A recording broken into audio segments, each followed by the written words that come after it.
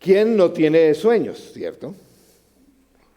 Y ayer en la reunión de hombres en conexión compartíamos de los sueños y que cada persona, cada familia tiene. ¿Usted es una persona que le gusta soñar? ¿Le es fácil soñar? El grupo de caballeros ayer decía, no, yo tengo un problema para dormir. Bueno, no me refiero bueno, el Señor también nos ayuda en esa área. Hoy vamos a hablar de, terminando esta serie, sobre este viaje para mostrar nuestra identidad y llamado con los sueños. Pero esos sueños que Dios pone en nuestra vida.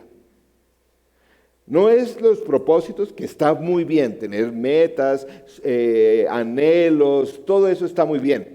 Pero hoy vamos a hablar de lo que Dios pone en tu vida, en mi vida, que ayuda a guiar mi identidad y el llamado que tiene el Señor para cada uno de nosotros. Al comienzo de sus bosquejos coloqué la siguiente párrafo. Cerramos nuestra serie con algunas reflexiones sobre los sueños. El pueblo de Dios siempre ha sido soñador. Y los sueños son a menudo el catalizador de Dios para impulsarnos hacia la visión de nuestra identidad y vocación. Pero cuando estos sueños finalmente se hacen realidad, suelen ser diferentes, más difíciles, más largos, pero también mejores. Hoy vamos a hablar a través de una historia en el Antiguo Testamento. Hay muchas historias de siervos, líderes, en fin, personas. Creo que cada persona que ha ejercido un ministerio en la iglesia y en la historia de la Biblia ha tenido algún sueño, o el Señor le ha puesto un sueño. Y quisiéramos hoy ver esto como ese modelo, porque yo veo que con frecuencia nos vamos a extremos con respecto a esto de los sueños. O hay personas que, o de hablar de una palabra profética para la vida de cada persona. Hay comunidades donde eso es un sueño para allá, para acá, y uno entra y le dice, le profetizo que mañana no sé qué, que esta semana se va a ganar la lotería, y la otra, le profetizo que se va a casar, bueno, en fin, eso es como... Pero a veces nos vamos al otro extremo. Y yo le pregunto a las personas, ¿qué sueño ha colocado el Espíritu Santo en tu vida que te lleva a esa meta que tiene? ¿Cómo así? ¿Sí? Sí. Esos sueños que es único, que es particular. El Señor no te ha dado, como hoy nos animaban en la alabanza, una palabra, una promesa, una profecía. Sí, porque nos estamos convirtiendo en el pueblo de Dios que no está atento a los sueños que Él tiene para cada uno de nosotros. Vamos a ver uno de estos personajes, para mí, una de las historias tal vez, para mí, después de la de David, más interesantes del texto bíblico, que es la historia de José.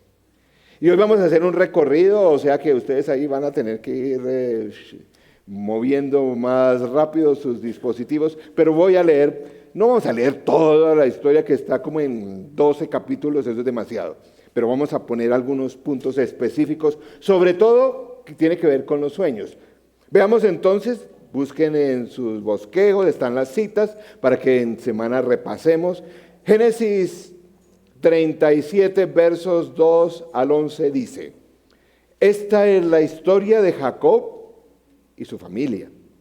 Cuando José tenía 17 años, apacentaba el rebaño junto a sus hermanos, los hijos de Bilha y de Zilpá, que eran mujeres de su padre. El joven José solía informar a su padre de la mala fama que tenían estos hermanos suyos. Israel amaba a José más que a sus otros hijos porque lo había tenido en su vejez. Por eso mandó que le confeccionaran una túnica muy elegante. Viendo sus hermanos que su padre amaba más a José que a ellos, comenzaron a odiarlo. Ni siquiera lo saludaban. Cierto día, José tuvo ¿qué? Un sueño. Y todavía, cierto día tuvo un sueño y cuando se lo contó a sus hermanos, estos tuvieron más odio todavía. Pues dijo, présteme atención que les voy a contar lo que he soñado. Resulta que estábamos todos nosotros en el campo atando gavillas. De pronto mi gavilla se levantó y quedó erguida, mientras que la de ustedes se juntaron alrededor de la mía y se inclinaron ante ella.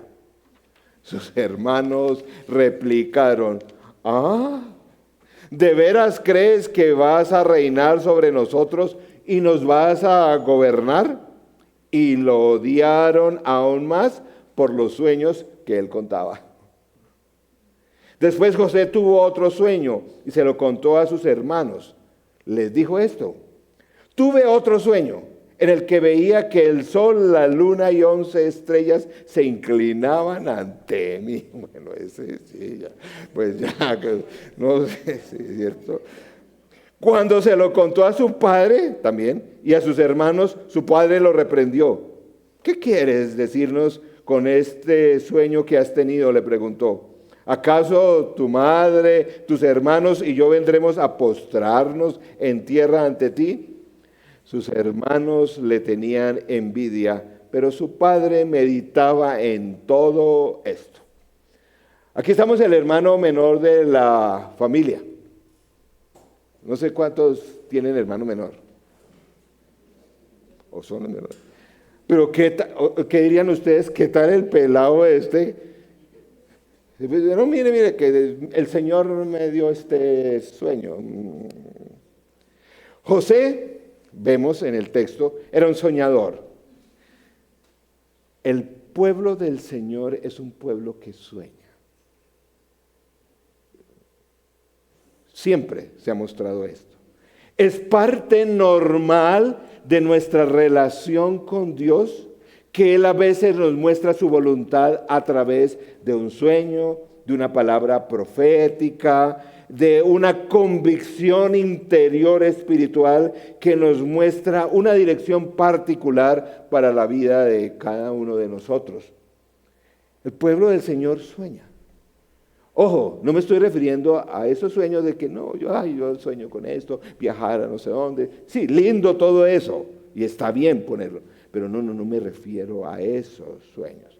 A veces estos sueños tienen que ver con la carrera nuestra, la vocación, el servicio, las relaciones de matrimonio, la familia, los hijos, nuestro carácter, justicia en el mundo, una problemática social, el negocio, la iglesia. ¿Tú tienes un sueño que guía tu vida? Pregunto. No son tantos en la vida que el Señor pone de esa dimensión para dirigir la vida de una persona.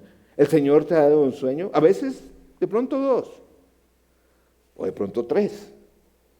Pero tampoco hablemos de que yo tengo 5 de eso, cada día el Señor me da, eso no, tampoco va en esa dirección. Es necesario que tú tengas claro ese propósito de Dios a través de esa palabra que el Señor pone. Ojo, nuevamente repito, forma parte de la experiencia de una relación con Él. Porque si no tenemos esta guía, esto que nos impulsa en los momentos difíciles de la vida, en medio de las circunstancias de este mundo que a veces se muestra demasiado agresivo. Como escuchaba a un amigo que me decía, es necesario que tú tengas un sueño que guíe tu vida en medio de la tiranía de lo urgente y en medio del vórtex de la ocupación, me decía él. La distracción del materialismo y la distracción de las tecnologías en el día de hoy. ¿Saben qué está ocurriendo? Y se puede mostrar neurológicamente. El Señor va más allá de nuestra neurología. Las personas que estamos pegadas a las pantallas empezamos a dejar de soñar. No sé si en medio de esos silencios del día de hoy Algunas personas dicen, no, es que eso de los sueños, eso fuera del Antiguo Testamento, o cuando vino Jesús, pero después ya no. Les desafío a que me muestren dónde dice eso, porque en el texto bíblico no está. Y todos los personajes, todos los siervos del Señor tuvieron ese mapa, esa guía, esa brújula para tu vida. Es una forma, como decía al comienzo, que el Señor cataliza nuestra identidad, nos muestra el camino. Qué triste o qué confuso es la vida de las personas, de los creyentes, si no tienen una relación con el Señor Jesús, con el Padre, con el Espíritu Santo, y tienen esa claridad. Pero una vez que viene el sueño, la mayoría no se dan inmediatamente. Hay toda una brecha entre el sueño que te da el Señor y la realización. Algunos que han experimentado esto, saben esto. Una cosa es el momento cuando el Señor nos afirma algo. A mí me llamó para el ministerio hace muchos años, y la realización y todo eso, la fundación de la iglesia, eso ha sido todo un proceso. En el capítulo de hoy, en la historia de hoy, vamos a aprender algunos elementos necesarios entre el sueño y el cumplimiento. ¿Qué hacemos? ¿Qué pasa en esa brecha entre el Señor que nos da ese sueño y la brecha o el momento que se cumple? ¿Qué pasa? Porque a veces vienen momentos, a veces son días, a veces son meses entre un sueño y el cumplimiento. A veces son años, sí, Señor. A veces son décadas. Y a veces en medio de todo esto el gozo como que se pierde, viene el desespero, las dudas, la desilusión. ¿Será que esto sí fue un sueño del Señor? ¿O más bien producto de mis emociones o de una indigestión estomacal? Este proceso de ver que se desarrollen los sueños de Dios para ti es un proceso y no es fácil. Veamos, por ejemplo, en este caso, pasemos a Génesis 37. Nuestro soñador está ahí. No era raro. Pues el muchacho un poquito, pues, ¿no? Como que sobradito, pero vamos a ver qué dice. Como son muchos jóvenes a esa edad, ¿no? Eso es todo. Pero miren lo que dice. En cierta ocasión, los hermanos de José se fueron a Siquem para apacentar las ovejas de su padre. Israel dijo a José: tus hermanos están en Siquem apacentando las ovejas. Quiero que vayas a verlos. Está bien, contestó José. Israel continuó: vete a ver si tus hermanos y el rebaño están bien, y tráeme noticias frescas. Y lo envió desde el valle de Hebrón, cuando José llegó a Siquem. Parece que José era como una especie de mandadero del papá, ¿cierto?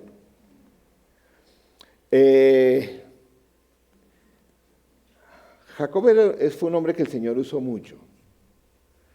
Pero una de las cosas, cuando leemos la historia de Génesis, tuvo muchos problemas y muchos desafíos para ser padre. Desde ya, no sé si notan el tono que está en el texto bíblico. No me parece, pero creo que es muy sabio, cogió al pelado y me ¿sabe qué? Chequeme allá a sus hermanos. O sea, creo que ahí está mostrando cierta debilidad ahí. No, vaya, póngale atención a mis hermanos. Con razón le cargaban. Además, esto de tener favoritos. Porque es que ya yo lo tuve, ya estaba cuchito, entonces ya lo quiero más. Pero ¿cómo así? Hay algo ahí en esa dinámica que no está bien. Además, bueno, mandó a José a que mirara cómo estaban los otros, qué estaban haciendo, a chequear. Mucho era el sapo de la familia. Eso tardaba varios días, porque uno cree que eso fue allí a la esquina a mirar a los otros. No, eso eran varios días. Y miren lo que pasa. Como ellos alcanzaron a ver de lejos, y como ya sabían la misión de él, ¿no? Antes de que se acercara, tramaron el plan para matarlo. Se dijeron unos a otros, ahí viene este soñador.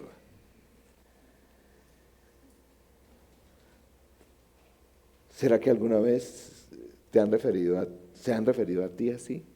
No con el odio, sino, ahí viene ese hombre soñador del Dios, esa mujer que sueña de Dios.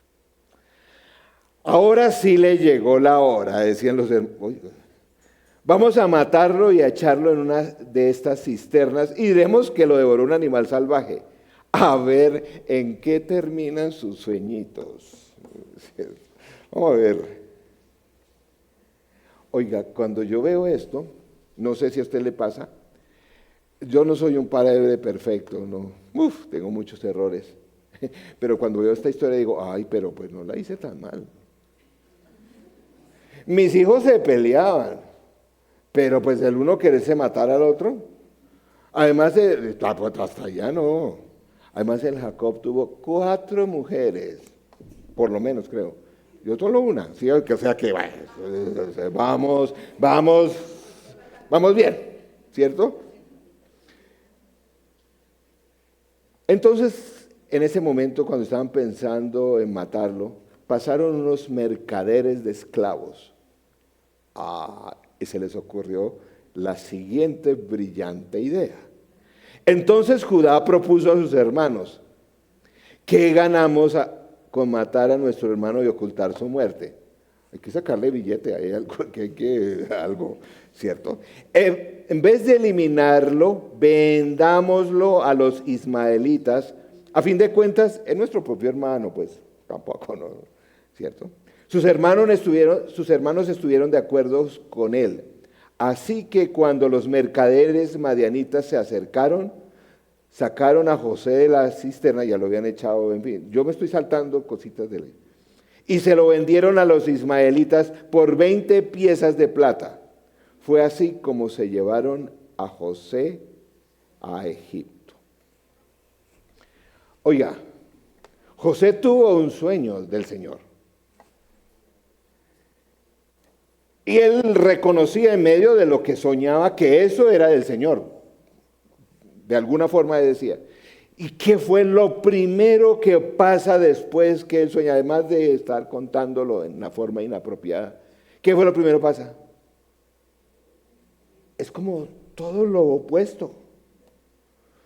En vez de que ver sus hermanos, su familia inclinándose ante él, una cantidad de gente ahí dándole venias, pues fue para el lado opuesto. Bajó a Egipto. Bajar a Egipto en el texto del Antiguo Testamento es una expresión que va para mal. No estaba precisamente arriba de sus hermanos, le lo estaban dándole reverencia, sino ya lo habían vendido, estaban sacando su buen billete por eso. No llegó a ser ese maestro, ese tal vez líder que otros reverencian. De ahí para dónde lo llevaron, de esclavo a la casa de Potifar. Y es allí donde seguramente José dice, ¿y el sueño? ¿Qué pasó con el sueño? Génesis 40, porque la cosa como que se pone peor, si conocen la historia. Génesis 40, versos 1 al 9 dice, tiempo después, nuevamente, tiempo después, eso quiere decir que eso no es. El copero y el panadero del rey de Egipto ofendieron a su señor.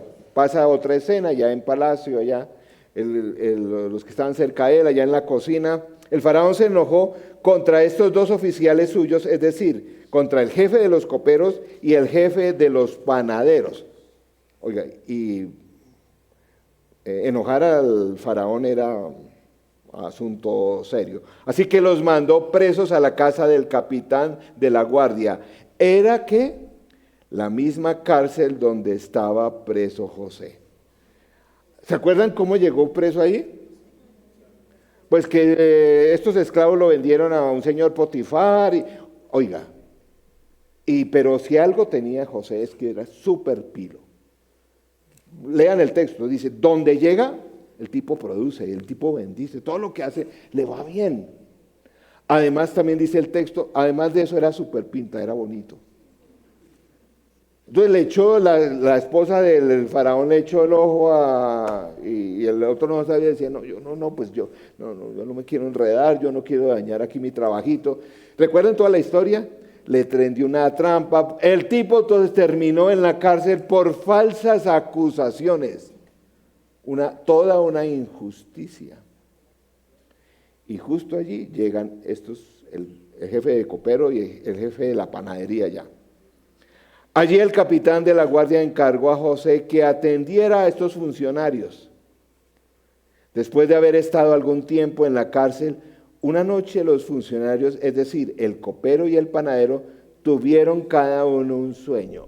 Oiga, dele con la soñadera. ¿Usted sueña así como estos?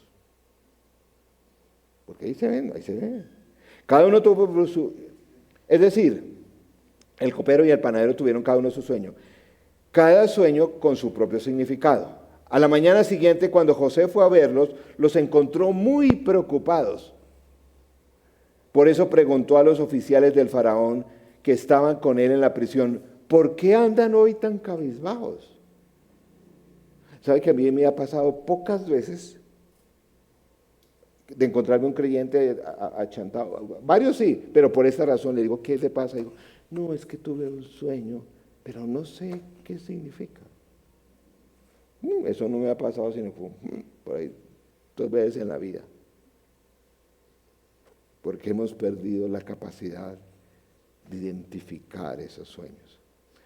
Los dos tuvimos un sueño, respondieron, y no hay nadie que nos lo interprete. ¿Acaso no es Dios quien da la interpretación?, preguntó José. Ahí el tipo ya se notaba que ya estaba la cosa, ya estaba madurando, ya no era como, ya no está diciendo, uy, sí, yo esto lo manejo. ¿Acaso no es Dios? ¿Por qué no me cuentan lo que soñaron? Entonces el jefe de los coperos contó a José el sueño que habían tenido. ¿Se acuerdan? No lo vamos a decir aquí. El copero, no sé qué, las uvas, no sé tal cosa, y listo, y que bueno. Y el otro, el panadero, que no sé qué, que unas avecitas iban ahí tal cosa, a mí me parece la crudeza de José cuando le dice, y bueno, cuéntenos. Él dijo, mire, tal cosa, esto que va de las uvas y todo eso, es que al copero a usted lo van a restituir a su cargo. Y el panadero dice, ¿y a mí? Dice, lo mira y le dice, a usted le van a cortar la cabeza.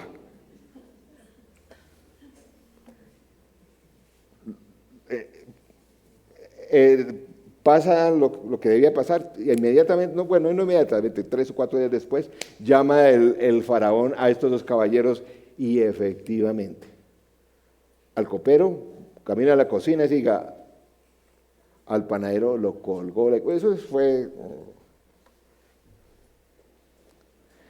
Génesis 41:1. 2 años más tarde, vean el énfasis en tiempo, más tarde. Y más tarde, ya habían pasado años, vamos ahora a ver cuántos. El faraón tuvo un sueño, otra vez la soñadera. Y el faraón, y denle con la soñadera. Estaba de pie junto al buen río. Todo el mundo sueña. Tú también. Sin embargo, nuevamente, ¿recuerdan el sueño del faraón? Que de ahí viene la expresión. ¿Sabe una expresión muy coloquial que usamos en Colombia? Que llegó la época de vacas flacas. Eso viene de ese sueño. Que las vacas flacas se comen a las gordas y bueno, todo eso. ¿Qué pasó aquí? Listo.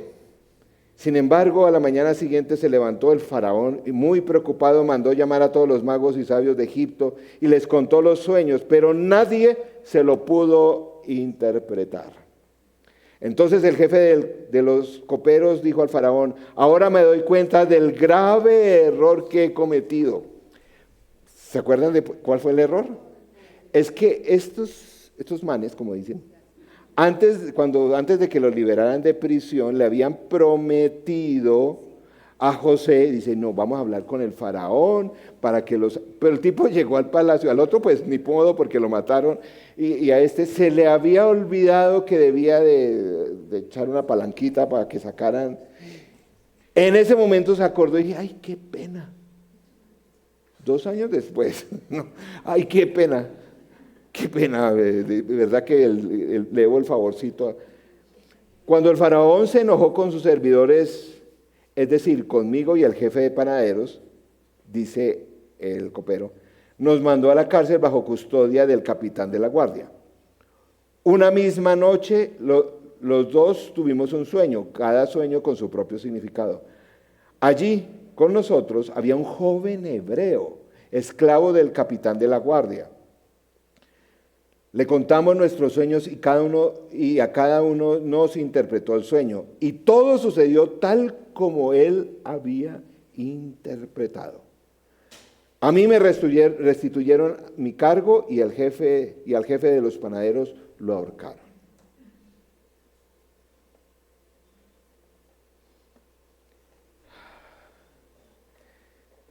Qué diferente él está viviendo este sueño.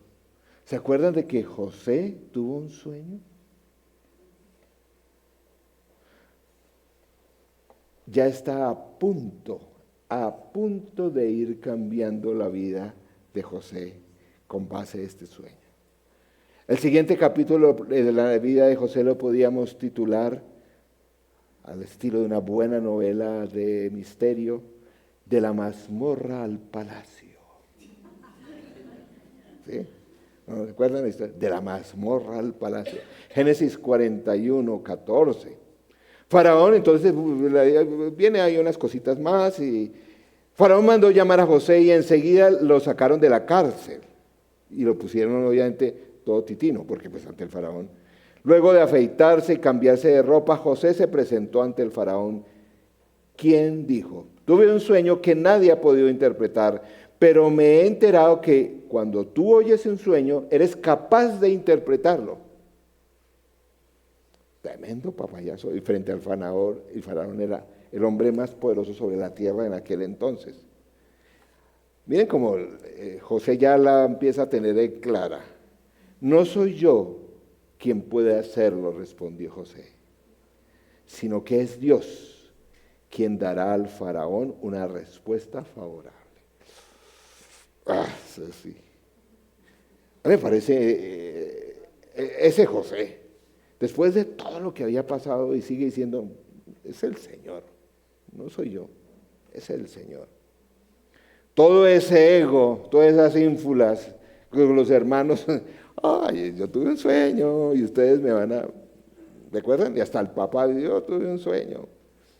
Pero todo el sufrimiento, las injusticias de la vida, la presión, un poco más de edad, lo habían hecho un hombre sabio, más humilde.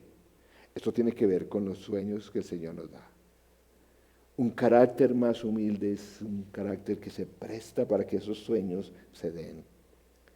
Le cuenta y le interpreta, y ya no es este tonto arrogante, sino un hombre más sabio. Y dice el verso 37 de ese capítulo: al faraón y a sus servidores les pareció bueno el plan, porque les interpretó los sueños. Recuerden, les dijo: mire, y deben hacer esto con las cosechas, y le dio todo un plan de altísima, era un experto en macroeconomía. El tipo, no era cualquier cosa. Y al faraón dijo: no, está chévere ese plan. Entonces el faraón preguntó a sus servidores: ¿podemos encontrar una persona así en quien repose, ¿qué? El Espíritu de Dios.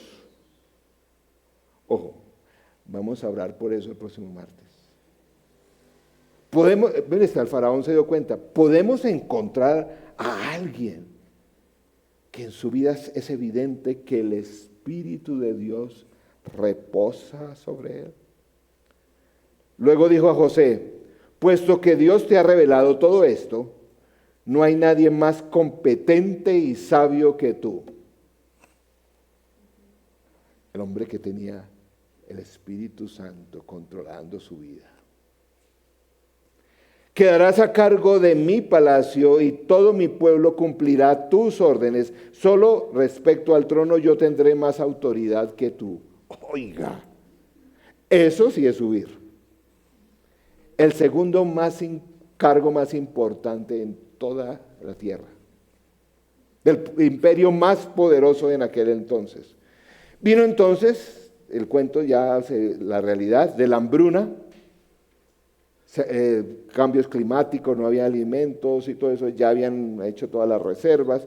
Miren lo que pasa en Génesis 42:6. José era el gobernador del país y el que vendía trigo a todo el mundo, ese era él. Porque como les pasó a los judíos, mire, los judíos siempre han tenido plata y estos tenían plata, pero no tenían comida. Y no había quien les vendiera, solo José. Cuando sus hermanos llegaron, Génesis 42:6 dice: se postraron rostro en tierra ante él. ¡Wow! Aquí empezó a ponerse bueno. Se postraron en tierra ante él. Miren la reacción de José. En cuanto José vio a sus hermanos, dijo: ahora sí. Los reconoció, pero fingiendo no conocerlos, les habló con dureza. No era tan fácil, ¿no? Porque la vio muy fea. ¿Ustedes de dónde vinieron? Venimos de Canaán para comprar alimento, contestaron. Aunque José los había reconocido, sus hermanos no lo reconocieron a él. Pues claro, era el peladito de 17 años y ahora estaba a cargo del palacio y de todo el imperio, pues. Aunque José los había reconocido, no lo reconocieron a él. En ese momento se acordó, dice aquí, en ese momento se acordó José de los sueños que había tenido acerca de ellos. Y dijo, ahí empezó a chuzarlo, ¿no? De seguro ustedes son espías y han venido para investigar las zonas desprotegidas del país. Y si saben la historia, ¿se acuerdan la historia? Se las puso un poco dura, eso no lo soltó, dijo rápido, listo, deme la plata y yo les doy, digo, no le puso condiciones, dijo, no lo sospecho, la gente, pues estaban, inclusive le dijo, mire, aquí se me queda el hermanito, ustedes van por allá y tal, ¿recuerdan todo ese rollo que inclusive la plata se las devolvió, pero después se las echó en un costal? Oiga, esa historia, hay pocas historias como esa. Otra vez. Este hombre obviamente sí que era un negociante, pero era Dios el que estaba obrando. Los hermanos regresan a la casa y todo eso. Dice otra vez, 2 años, mire, después, Génesis 43:26 dice, cuando José entró a la casa, otra vez, le entregaron los regalos porque le llevaron regalitos que habían llevado y se postraron rostro en tierra ante él. Según la historia, otra vez. José dijo, uy. Miren cómo sigue el relato. Ya ahí, ¿se acuerdan? Génesis 45:1 dice, José ya no pudo controlarse. Ya se había hecho el duro, ¿no? Dijo, ya le ganaron las emociones, le habían contado del papá y todo eso. No pudo controlarse delante de sus servidores, así que ordenó que salgan todos de mi presencia. Toda la gente que estaba ahí, se quedó solo la familia. Y ninguno de ellos se quedó con él cuando se dio a conocer a sus hermanos. Todavía no contó toda la historia del faraón. Comenzó a llorar tan fuerte Oiga, porque esto había sido muy duro. Fueron sus hermanos. Él nunca supo qué pasó con su papá. O sea, todo lo que había aguantado. Cuando dicen que llegó al palacio y que, oiga, el tipo no la veía, él no estaba ahí recostado durmiendo todo el día, trabajó, se ganó, el tipo tenía que, ¿cuántas cosas tuvo que pensar? ¿Cuántos días dijo, y Dios? ¿Cuántos sufrimientos pudo haber tenido? ¿Cuántas dificultades? ¿Cuántos anhelos de familia? ¿Cuántos sentimientos en contra de su propia familia? Cuando dio a conocer a sus hermanos, comenzó a llorar tan fuerte que los egipcios se enteraron. Eran unos lamentos. Y la noticia llegó hasta la casa del faraón. Yo soy José, declaró a sus hermanos. ¿Vive todavía mi padre? Pero ellos estaban tan pasmados que no atinaban a contestarle, dice el texto. No obstante, José insistió, acérquense. Cuando ellos se acercaron, él añadió, yo soy José, el hermano de ustedes, a quien vendieron a Egipto. Pero ahora, por favor, no se aflijan ni se reprochen el haberme vendido. Esta frase que voy a decir a continuación es una clave de toda la interpretación de sueños y visiones. Pues en realidad fue Dios quien me mandó delante de ustedes para salvar vidas. Esto Dios lo estaba ahí permitiendo. Desde hace 2 años la región está sufriendo de hambre y todavía faltan 5 años más en que no habrá siembras ni cosechas. Por eso Dios me envió delante de ustedes para salvarles la vida de manera extraordinaria y de ese modo asegurarles descendencia sobre la tierra. Ahora dice, ahora entienden la relación del sueño con este hombre y lo que Dios iba a hacer a través de él. Fue Dios quien me envió, no ustedes. Oiga, eso sí es saber vivir la voluntad de Dios en la vida diaria. Si tú no tienes claro el sueño de Dios para tu vida, en medio de las múltiples pruebas que ésta nos trae, muy difícil tener esa claridad de decir, yo no sé qué está pasando aquí, pero Dios me tiene para esto y esto va a pasar.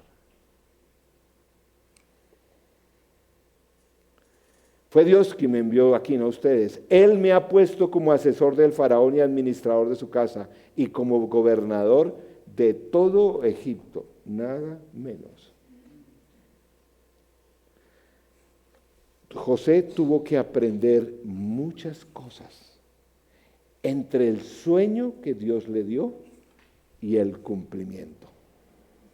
Vamos a ver 4 cosas que José tuvo que aprender o experimentar, que va a ser el mismo proceso que todos vamos a experimentar cuando tengamos ese sueño que Dios tiene para nosotros.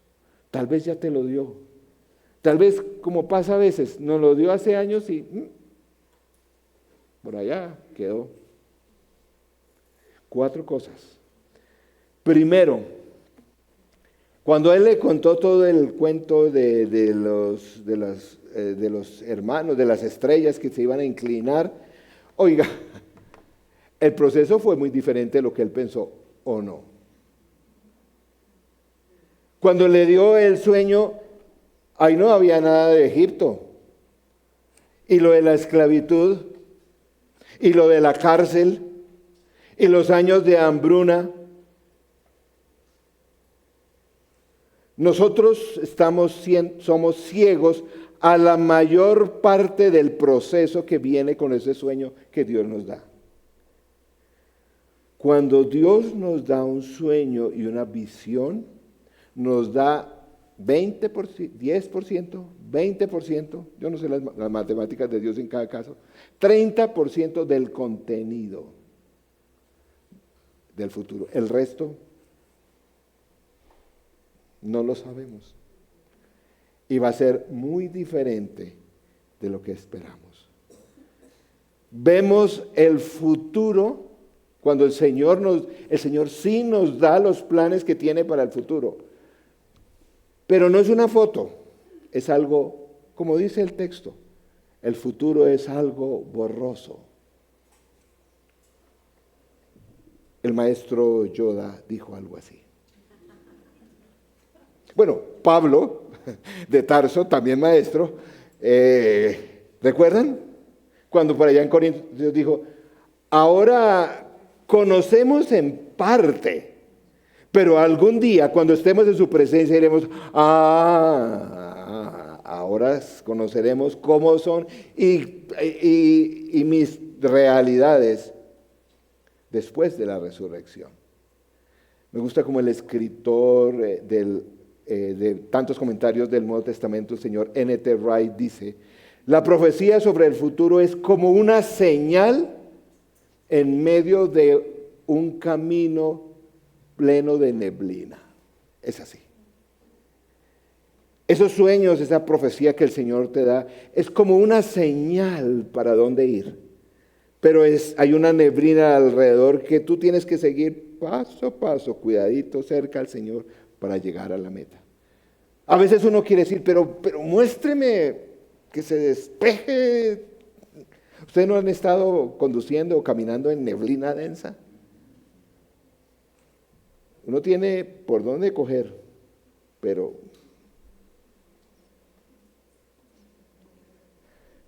no es una foto del futuro, es una señal. Pónganme atención a esto que es la clave de todo, para no entrar en loqueras que cuando empiezan a hablar de sueños y profecías y todo eso. El Señor nos da un sueño, una profecía, una promesa para cada uno de nosotros.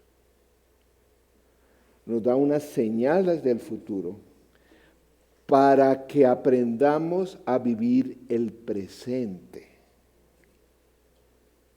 Para que tomemos las decisiones del presente con base a eso.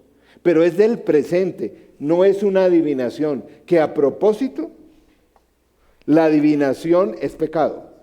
Va en el texto bíblico. O sea, el Señor no es que nos pone aquí a adivinar. No, mire, esto le va a pasar, esto. Es más, ¿saben qué les pasaba a los profetas? Que sus profecías no se cumplían o no, cuando empezaban a profetizar a alguien, ¿qué les pasaba? Los apedreaban y los... Oiga, a mí me gustaría que en medio de tantas comunidades, cuando se levantan esas profetizas o profetizos, se dice, no, mire, tal cosa, y usted va acá, se va a ganar la lotería, se va a casar mañana, Oiga, ¿qué tal que le dieran el mismo tratamiento? Esto no es para que no tengamos ese sueño, sino para que el propósito de estos sueños no es adivinar el futuro. Yo no entiendo cómo tantos predicadores se paran en el día de hoy y hablan una cantidad de cosas que uno dice, todo eso va a pasar mañana, tal cosa, y pasado mañana va a ser cosa, y del gobierno tal, y los tal, y la gente dice, uy, pero es que ese tipo, ¿cómo sabe? Y uno dice, todo eso dice ahí. El Señor nos ha revelado, de hecho su segunda venida, vamos a hablar de eso, de la segunda venida, para que aprendamos a vivir hoy, no para que andemos por allá en las nubes diciendo tonteras que nunca se van a cumplir. Esto es muy, muy, muy importante. No es para sacar beneficio de esas cosas, pero todo discípulo de Jesús, todo aprendiz de Jesús, el Señor nos da una promesa, un sueño, para que no fallemos en el camino, para que no nos extraviemos, para que no nos rindamos, para que no nos llenemos de ansiedad. Porque qué pena, pero Yo cada vez veo menos noticias, porque es que uno ve, le da, listo, esto ya, no, mejor dicho, ¿qué más va a pasar? Pero el Señor me daba a mí unos sueños que ahí está cumpliendo. Yo tranquilo. Antes de que vaya a su presencia, Él va a hacer esto, entonces.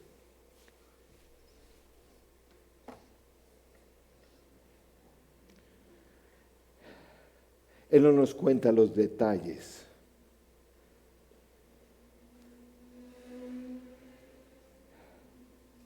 De las cosas van a ser muy diferentes. El enfoque de Él no va a ser el tiempo, ni el dinero, ni los esfuerzos. Primera cosa, ese sueño que el Señor te da, esa promesa, va a tener aspectos muy diferentes cuando se cumpla. Va a ser apenas una guía. O sea que no, es una guía. Pero va a ser muy diferente. Muy diferente. Así como José y otros, Moisés le pasó igual Abraham igual, muy diferente todo lo que pasó, lo que él venía. En segundo lugar, más difícil. Que uno dice, uy, el Señor no, yo te pondré, eso es lo que me han dicho a mí, ¿no? Es que me va a poner sobre el pueblo del Señor, y no sé que voy a visitar no sé cuántos lugares, y dice, uy, pero esto, sí he viajado, pero eso no ha sido fácil. Es más difícil, ¿o no? José vio el sueño de las estrellas, estos fardos inclinándose ante él, pero no vio los mercaderes, no vio el pozo, no vio la esclavitud, las falsas acusaciones.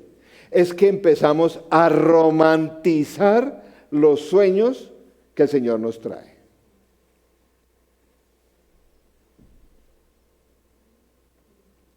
A idealizar sería otra palabra.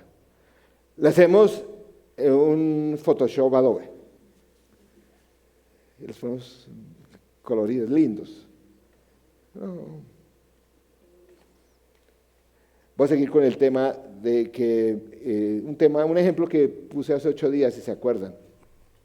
Que una señora me dijo, ay, ¿usted cómo habla mal del matrimonio? Ya.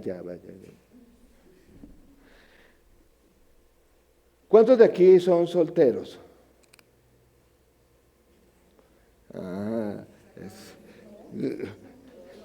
Tranquilo. Va una más difícil. ¿Cuántos de los solteros aquí se quieren casar? Sí, no, hágale. ¿Quién dijo que eso es pecado? No. Agradezco el valor de algunos que sí levantaron su mano. Espero que ya hayan conocido suficiente la vida para que no romanticen el matrimonio. ¿Recuerdan? Cuando ella dice, ay, es que por fin encontré mi alma gemela. Ay, no. Ay, yo digo, el Señor lo tenía preparado para mí. Y uno dice, ay, uy, sí.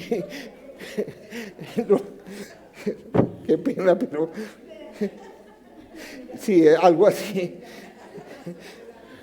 Pues, lo que yo sí te puedo decir bíblicamente, y eso por eso cuando acompaño a las parejas, les digo, de verdad, creyentes ambos, mi querida doncella, usted sabe que este hombre con el cual se va a casar es un pecador.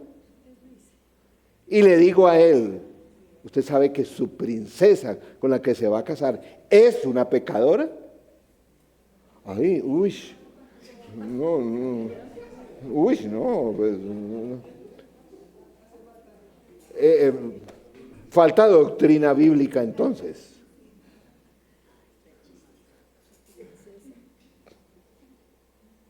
Porque si no, ¿qué vamos a hacer con el realismo, la desilusión, el desánimo, el sacrificio que implica un matrimonio? la lucha por mantener. Y algunos dicen, ay, pero es que entonces no nos debemos casar, el matrimonio es malo. No estoy diciendo, es una maravilla, pero es difícil. Más difícil de lo que uno se imagina. Sí, es así. Que estamos asustando a la gente que no se casa. No, Dios, me encanta celebrar bodas. Pero, ese sueño que por fin el Señor le dio a su príncipe, a su princesa, eso va a ser más difícil. Y algunos dicen, no, esa es la experiencia de Juan. Este versículo, anótenlo, eso no está en los bosquejos, anótenlo. Les voy a dar el versículo, y es bíblico. Primera de Corintios 7:28, si se atreven recuerdan que el apóstol Pablo dijo, no, quédense solitos y todas esas cosas, pues, porque no, pero está bien, no es pecado que se casen, y no está bien, pues, pero mejor solitos, no, tal cosa. Dice, pero si te casas, no pecas, porque no hay ningún problema. Y si una joven se casa, tampoco comete pecado. Sin embargo, espero que ya lo habían buscado, los que se casan tendrán que pasar por muchos aprietos y yo quiero evitárselos.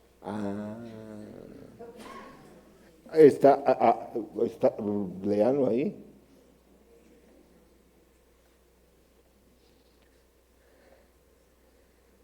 Por eso, desafortunadamente, la rata de divorcios en las parejas cristianas ha aumentado mucho, casi al nivel de cualquier pareja. Amar sacrificialmente no es natural, es difícil. Y a veces romantizamos el futuro, la carrera, las iglesias, los grupos pequeños, el ministerio, el evangelio.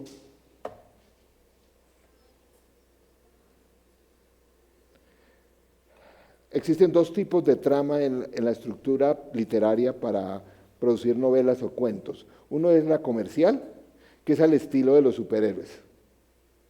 Que viene tal, se plantea, viene el poder y no sé qué, viene un problema. Supera, viene otro, y cada vez más difícil. Pero llega un momento cuando la ve bien dura, por fin lo supera y se salva el mundo del caos. ¿No han visto esas? ¿No han visto, por ejemplo, Thor? Al final acaba, vence. Pero hay otras películas las cuales no me gusta ver, pero son, o libros muy profundos que, ¿ustedes no han visto esas películas que simplemente terminan? Y uno se queda, o todo cargado, ¿qué pasó? Y como uno dice, ay, no. Y eso sale uno como del teatro como, bueno, esa es la realidad de la vida. Los sueños se van a cumplir, pero el proceso va a ser más difícil. Bueno, rápido. Más largo. A José pasaron 22 años. O sea, no nos quejemos si tu sueño aún todavía no lo ves muy cristalizado. 22 años, desde un pelado de 17, cuando llegó a esa etapa ya estaba cerca de los 40. Pasó tiempo. Algunos, por ejemplo, no han visto la historia. La Biblia tiene esas historias que terminan, ¿no?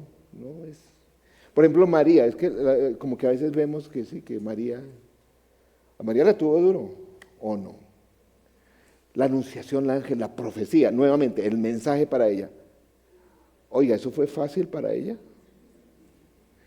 Miren que pasó 30 años y veía al pelado Jesús y dice, ¿y cuándo va a empezar a hacer? El ángel que me dijo que el Salvador del mundo, pero yo lo veo ahí al lado de José, dale ahí el cepillo, el carpito, el serrucho y cuando. Yo creo que Jesús se agarraba de las mechas con los hermanos y uno decía, y este va a ser el Salvador del mundo. 30 años que ella decía, oiga, ¿será que yo ese día estaba cuerda?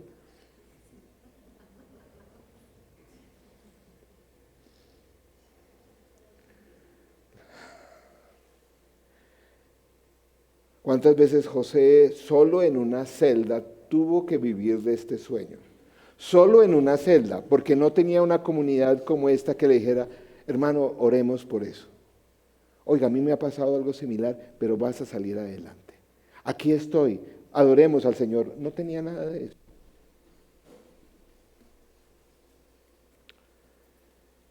La mayoría, hagan este ejercicio si quieren leer profetas menores, que son corticos todos. Todos los profetas menores, el Señor les dio una profecía. Busquen históricamente cuánto tiempo pasó entre que se les dio la profecía y el cumplimiento de los profetas. Esa es una buena forma de profundizar la Biblia. Vayan y miren, porque uno dice, tal profeta, tal cosa. ¿Cuánto pasó? Porque uno pasa la hoja y ya se cumple pero eso son años. Y en cuarto lugar, es mejor de lo que esperabas. Mejor de lo que esperabas. No en la métrica humana, no en la métrica del mundo, sino en la métrica de Dios es mucho mejor de lo esperado. Porque ¿qué le dijo José a sus hermanos? Dice, esto ya lo entendí, el Señor me utilizó no solamente para que vinieran a inclinarse ante mí, sino para salvar la vida de muchos. Eso no lo vio él. Fue mucho mejor. Claro, José pudo haberse preguntado, oiga, pero no pudo escoger otro camino un poquito más fácil. Pero es mucho mejor, tú no sabes cuánta bendecir, ¿no? Porque a veces, ojo, y no estamos hablando de que más plata y que la casa de mis sueños, está bien tener el carro de mis sueños, el no sé qué, el viaje de mis sueños, listo, lindo todo eso, pero no es eso. Es mucho mejor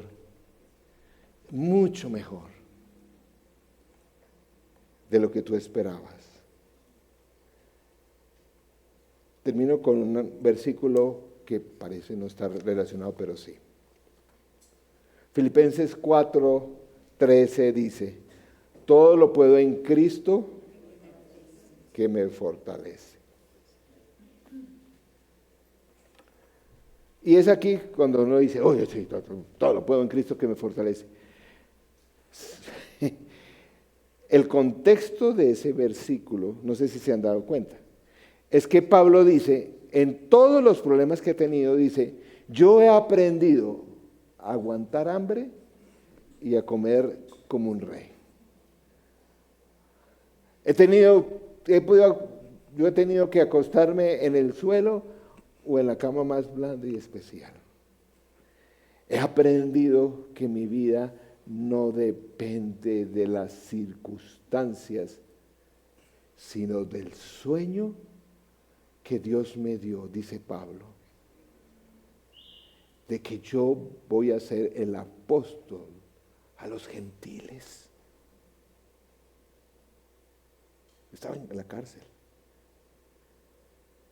Por eso, hoy puedo decir, en medio de ese contentamiento y la claridad del sueño de Dios en mi vida, aquí metido en una cárcel, todo lo puedo en Cristo que me fortalece. ¡Wow!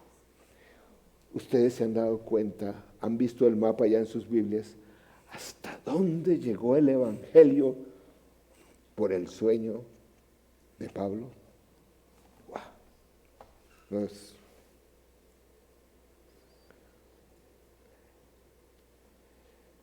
Todo este proceso se da porque como seres humanos tenemos la tendencia de, si sabemos y si el proceso no es así, nosotros nos vamos tras el sueño y abandonamos al que nos ha dado el sueño.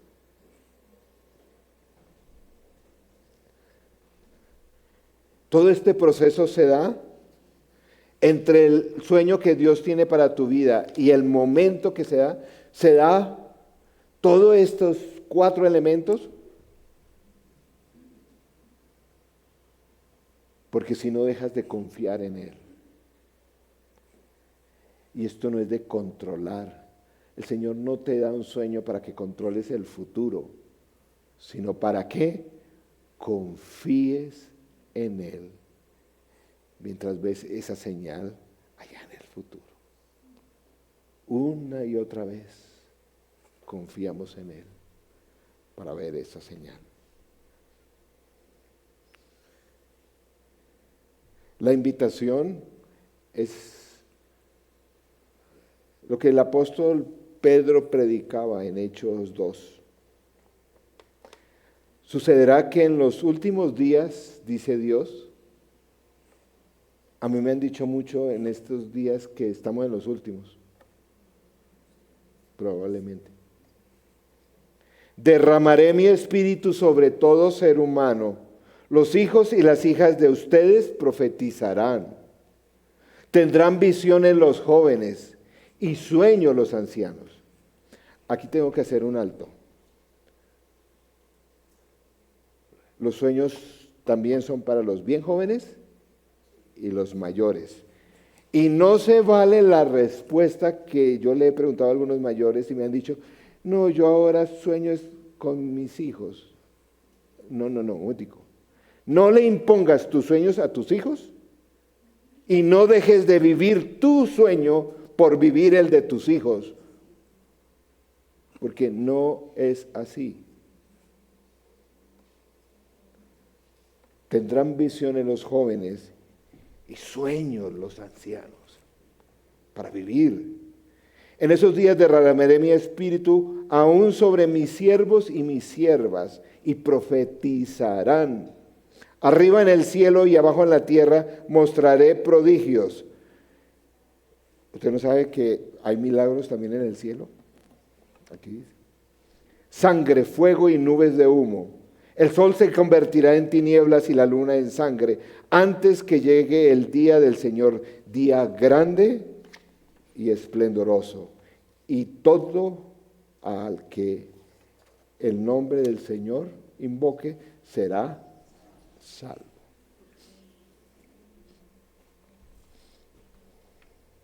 El pueblo del Señor tiene sueños de Dios.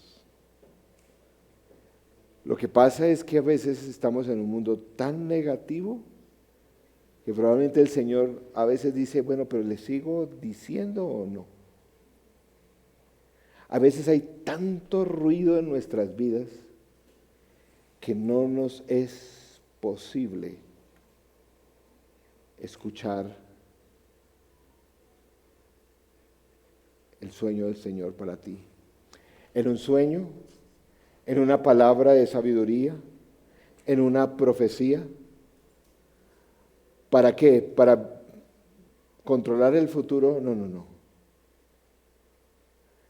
El Señor nos da estos sueños, estas profecías, para aprender a vivir el presente. Mientras vemos ese sueño llegar a su cumplimiento. Vamos a orar. Y vamos a orar porque el Señor nos traiga sueños, una palabra profética. ¿Por qué no? No es posible vivir una vida cristiana plena sin una promesa y un sueño que Dios te puede. No sé cómo. Pero los cristianos del siglo XXI parece que eso no es necesario. nos quejamos a veces de la tibieza de la iglesia del día de hoy. Pero si no tiene un sueño por el cual luchar, para ti. Vivimos en un mundo donde hay tanta opresión que nos cuesta soñar. Los sociólogos dicen de la cultura latinoamericana, particularmente la colombiana, que nos cuesta mucho soñar.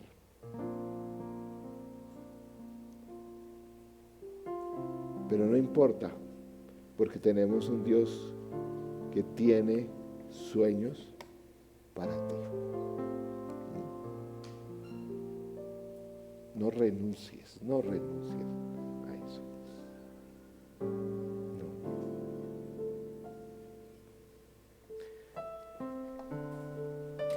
Vamos a estar un par de minutos en silencio.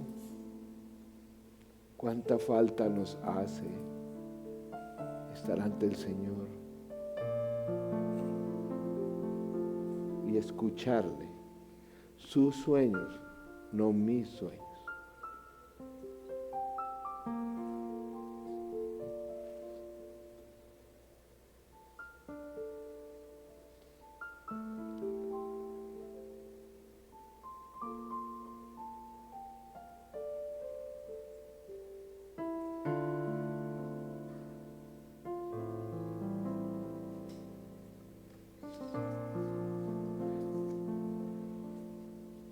Señor nuestro, amado Padre Celestial, Señor Jesús, gracias por darnos tu Santo Espíritu.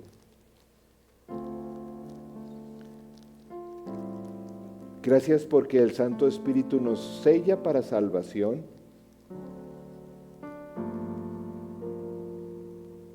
Pero también nos sensibiliza para soñar tus sueños, escuchar tu voz y interpretar tu propósito para cada uno de nosotros. Señor, te ruego que derrames tu Santo Espíritu,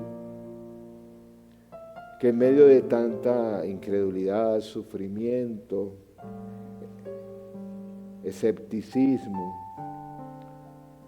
cinismo de este mundo, desesperanza, si no lo has hecho, revela ese sueño a cada uno de mis hermanos presentes o allí en casa. O avívalo si de pronto ha quedado atrás. Recuérdanos que eres el Dios que hace su obra en este mundo a través de esos sueños. Bendice esta comunidad, jóvenes, adultos, viejos, con el poder de tu Santo Espíritu para soñar y vivir para ti. Te rogamos esto en tu nombre. Amén y amén. Que el Señor les bendiga, que afirme esos planes para la vida de cada uno de nosotros y nos permita gozar de sus sueños.